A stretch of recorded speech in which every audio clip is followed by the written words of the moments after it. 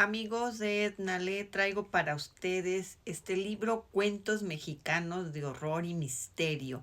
Este libro es de Sergio Gaspar Mosqueda y él estudió lengua y literaturas hispánicas en la Escuela Nacional de Estudios Superiores en Acatlán, UNAM, donde obtuvo la medalla Gabino Barreda.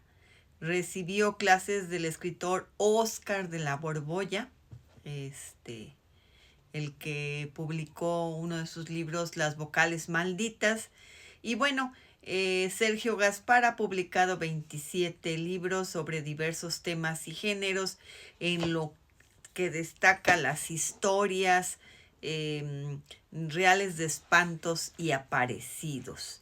Es un libro de Editores Mexicanos Unidos y lo que leo para ustedes se titula El sastre de la muerte y dice así: poco antes de morir, don Matías le dijo a su nieto Julián que cada noche, a la salida de su taller de sastre, sentía que alguien lo empujaba hacia la barranca.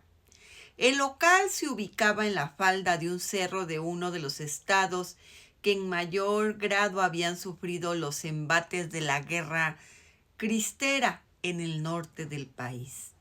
Durante algún tiempo se había denominado a aquel paraje como el de los ahorcados, pues muchos árboles habían exhibido durante algún tiempo los cadáveres de varios campesinos hasta que los cuerpos se fueron desmembrando poco a poco y cayendo a tierra.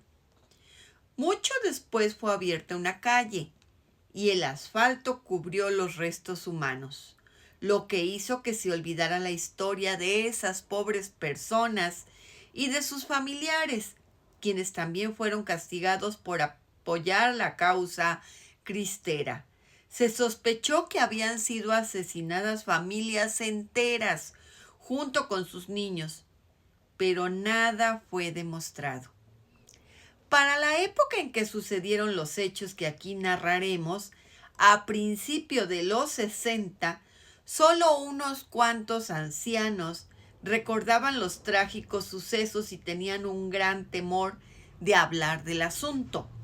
Sin embargo, algunos rumores llegaron a oídos de don Matías, oriundo de Aguascalientes, quien se asentó ahí con su familia en los 50. Supo que los ahorcados cristeros habían experimentado una agonía peor que la muerte física: presenciar la muerte de sus hijos. En efecto, los viejos del lugar recordaban con tristeza la fría noche en que 7 angelitos, 7 pequeños de a lo mucho 1 año de nacidos, habían sido llevados a la muerte por las fuerzas de un oficial que se perdió en la oscuridad de la historia, el Chacal.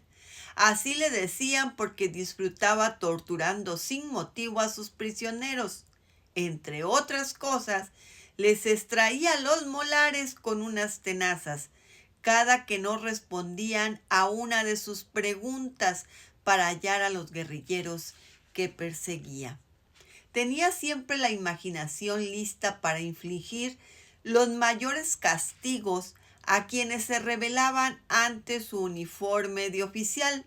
Tan terribles e inhumanos eran sus métodos que los sobrevivientes rara vez especificaban cómo trataba a sus víctimas. De modo que don Matías y otros curiosos jamás se enteraron con exactitud de la forma en que fueron aniquilados los niños de los cristeros ahorcados.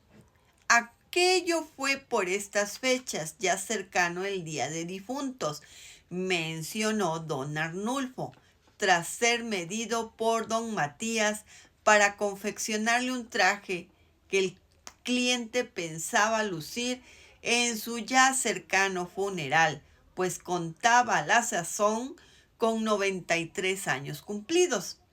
Yo les llevaba mensajes a las monjas del monasterio de San Agustín y de allí salía a la serranía a hallarme con un grupito de guarachudos hambriados que no desistían de su lucha. En una de mis subidas vi un lugar rodeado por los soldados. Era un poblado miserable donde se aprovisionaban los que estaban peleando. Los militares ya tenían a toda la gente reunida en el centro del pueblo y hasta las criaturas estaban allí con ellos. Lo que le pasó a los chiquillos me da dolor platicarlo, pero lo que me hace sentir orgulloso es que nadie dijo nada del escondite de los cristeros.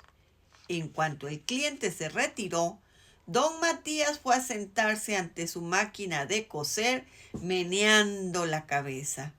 ¿Quién iba a decir que me iba yo a convertir en sastre de cadáveres?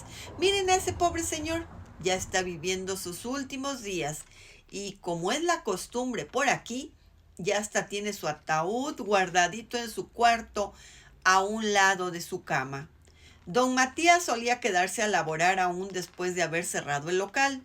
Y no es que tuviera mucho trabajo, sino que como buen perfeccionista, se la pasaba terminando con minucia o rehaciendo las composturas o la vestimenta que no lo habían dejado muy satisfecho.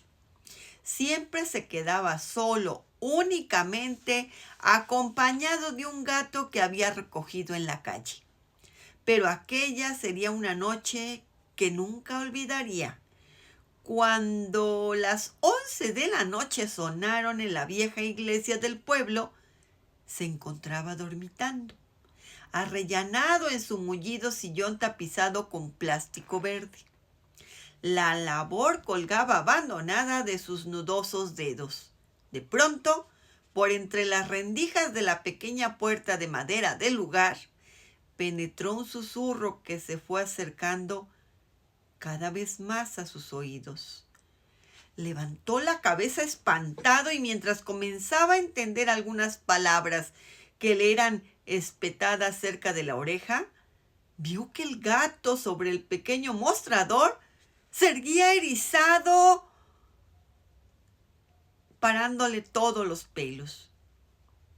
Julián contaba entonces con 11 años y era un muchacho que llamaba la atención en la escuela por su mente ágil, que le permitía comprender los preceptos científicos con facilidad. Debido a esto le costó trabajo aguantar la risa cuando su abuelo le platicó su terrible experiencia de la noche anterior. Pero, ¿qué fue lo que te dijo? Pues, ¿cómo voy a saber? Casi no entendí nada. Bueno, sí oí claritas unas palabras, pero por el miedo ya muchas se me olvidaron. Ay, Agüe, la próxima vez anote lo que oiga, quién sabe si se trata de un tesoro escondido. ¿Te estás burlando de mí, chamaco? Vete a hacer tu tarea, ándale. No sé por qué te platico esto. Pero su enojo no duró mucho. Don Matías necesitaba desahogarse con alguien, así que días después decidió buscar de nuevo a su nieto. No quería contarle nada a su hija madre de Julián, pues ya muchas preocupaciones tenía con ser madre soltera y hacerse cargo de los gastos de sus 3 hijos, el más pequeño de ellos un bebé al que atendían por turnos, Evelia de 9 años y Julián, así como la propia madre, en los ratos libres que le dejaban su puestecito de comida. A decir verdad, don Matías había elegido a Julián como confidente por la mente clara del muchacho, por lo que era el indicado para ayudarle a resolver el enigma que estaba enfrentando. En cuanto vio al muchacho sentado a la mesa estudiando, le dijo, y si quieren saber qué le dijo, aquí tienen este libro, Cuentos Mexicanos de Horror y de Misterio. Gracias por escuchar, ojalá puedan compartir.